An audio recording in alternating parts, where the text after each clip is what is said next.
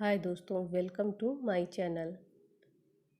आज मैं आप लोगों को सर्वनाम के बारे में बताऊंगी। सर्वनाम वह शब्द जो संज्ञा के स्थान पर आते हैं सर्वनाम कहलाते हैं।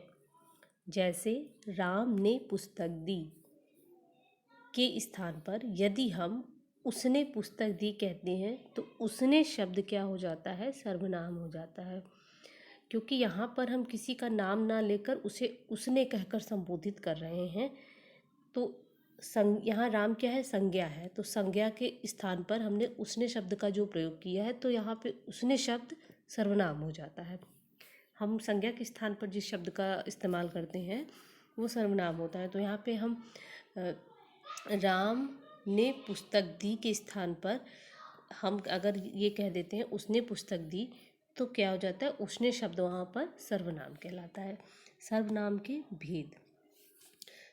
सर्वनाम के 6 भेद हैं। एक पहला होता है पुरुषवाचक सर्वनाम, दूसरा होता है निश्चयवाचक सर्वनाम, तीसरा अनिश्चयवाचक सर्वनाम, चौथा संबंधवाचक सर्वनाम, पांचवा प्रश्नवाचक सर्वनाम, छठा निजवाचक सर्वनाम।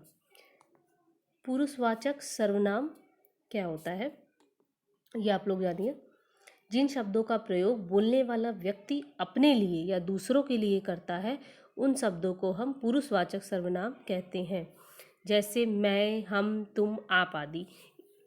इन शब्दों का प्रयोग हम या तो अपने लिए कहते हैं, जैसे हमने कहा मैं, हम, या फिर दूसरों के लिए तुम, आप आदि। इस तरह के शब्दों का प्रयोग जब व्यक्ति करता है, वक्ता करता है, तो वहाँ पे क्या होता है? पुरुषवाचक सर्वनाम।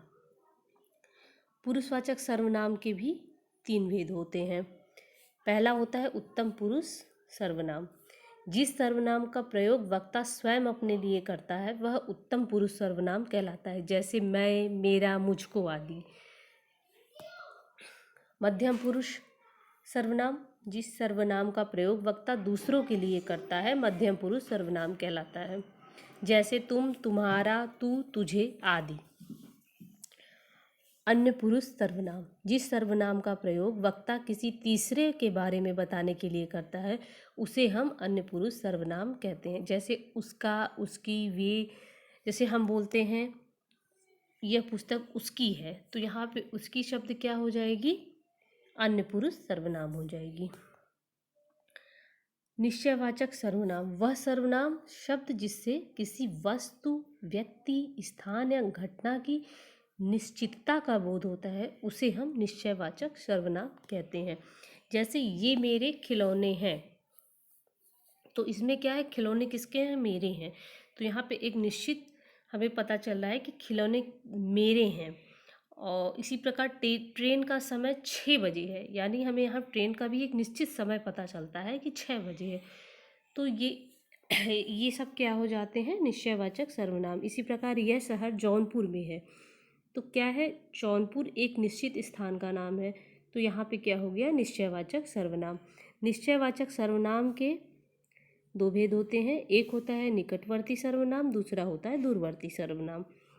निकटवर्ती सर्वनाम जो सर्वनाम पास की वस्तुओं की निश्चितता का बोध कराते हैं उन्हें हम निकटवर्ती निश्चयवाचक सर्वनाम कहते हैं।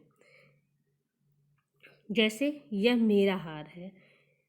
हम अगर कहते हैं यह मेरा हार है तो ऐसा प्रतीत होता है वह हमारे नज़दीक ही रखा है, तो वहाँ पे क्या हो जाएगा? निकटवर्ती निश्चयवाचक सर्वनाम। दूरवर्ती सर्वनाम जो सर्वनाम दूर की वस्तुओं की निश्चितता का बोध कराते हैं उन्हें हम दूरवर्ती निश्चयवाचक सर्वनाम कहते हैं। जैसे वह मेरी पुस्तक है। वह अर्थात हमें उच्चारण करने से ही प्रतीत होता है कि वह यानी हम किसी चीज़ को रखा है, दूर कोई चीज़ रखी है उसके बारे में बात कर रहे हैं। जैसे वह मेरी पुस्तक है, तो यहाँ पे क्या हो जाएगा? दूरवर्ती निश्चयवाचक सर्वनाम। फिर क्या है? अनिश्चयवाचक सर्वनाम। जिस सर्वनाम से किसी वस्तु, व्यक्ति, स्थान या पदार्थ की अनिश्चितता का बोध होता है अनिश्चयवाचक सर्वनाम कहलाते हैं। जैसे कल कोई आने वाला है, इसमें क्या है? हमें ये तो पता है कि कोई आने वाला है, लेकिन कौन आने वाला है ये हमें नहीं पता है, तो यहाँ पे क्या हो गया? अनिश्चयवाचक सर्वनाम। इसी प्रकार चाय में कुछ गिरा है, चाय में गिरा है ये हमें पता है, पर क्या गिरा है ये नहीं पता। तो यहाँ पे हम कोई कुछ आदि शब्द का प्रयोग करते हैं तो वहाँ पे क्या हो जाता है, अनिश्चयवाचक सर्वनाम हो जाता है। फिर है संबंधवाचक सर्वनाम। जिन सर्वनाम शब्दों का उपयोग किसी वस्तु अथवा व्यक्ति के बीच संबंध बताने के लिए किया जाता है उसे हम संबंधवाचक सर्वनाम कहते हैं। जैसे जैसी करनी वैसी भरनी। यहाँ पर हम जैसी और वैसी इन दोनों वाक्यों के बीच संबंध बता रहे हैं। जैसी करनी वैसी भरनी, तो इस वाक्यांश में संबंध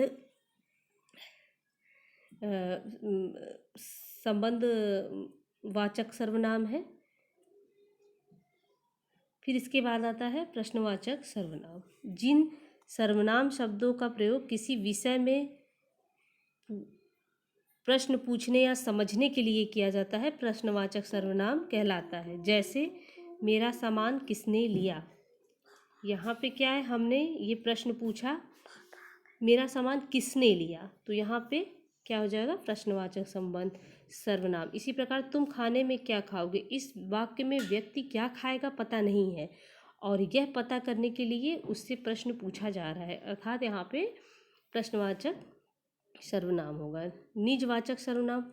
जिन शब्दों का प्रयोग वक्ता स्वयं के लिए करता है और वहाँ पर अपनेपन का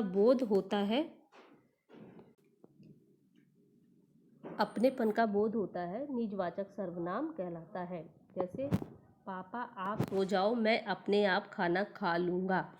इसमें क्या है, पहला जो हमने कहा पापा आप, तो आप पहला जो है वो तो हम अपने लिए कह रहे हैं, किसी दूसरे के लिए कह रहे हैं, लेकिन जो हम कहते हैं, किंतु जो इसमें दूसरा आप आता है, मैं अपने आप खा लूँगा, यानी मैं अपने आप में क्या होता है, ये किसी दूसरे के लिए कहा गया, अतः अपने आप में निजवाचक सर्वनाम है।